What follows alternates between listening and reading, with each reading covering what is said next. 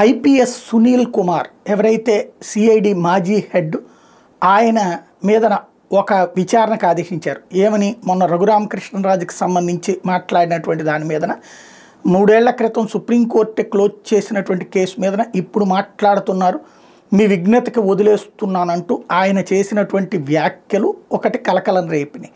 ప్రస్తుతానికి ఆయనకి ఇంతవరకు డ్యూటీ ఇవ్వలేదు, ఓ రకంగా వీఆర్లో పెట్టుంచారు.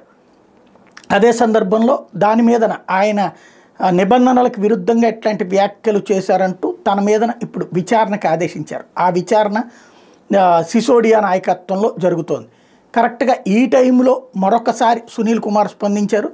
ఏదైతే రఘురామకృష్ణరాజు తాజాగా చేసినటువంటి ఆరోపణలు, అవినీతి ఆరోపణలు, అగ్రిగోల్డ్కి సంబంధించి ఏవైతే తను డబ్బులు తినేశారు అంటూ చేసినటువంటి వ్యాఖ్యల మీదన స్పందించారు.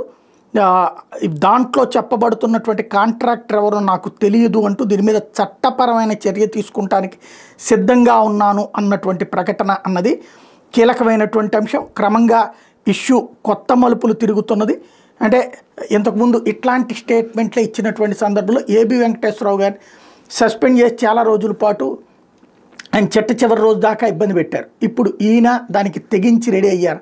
నాపై వచ్చిన అసత్య కథనాల ఆరోపణలను ఖండిస్తున్నాను. అగ్రిగోల్డ్ బాధితులకు సహాయం అనేది పూర్తిగా గౌరవ హైకోర్టు తీర్పును కట్టుబడి వాళ్ళు సూచించిన విధి విధానాలను అనుసరించి చేయడం జరిగింది. ఈ ప్రక్రియలో సిఐడి పాత్ర పరిమితం.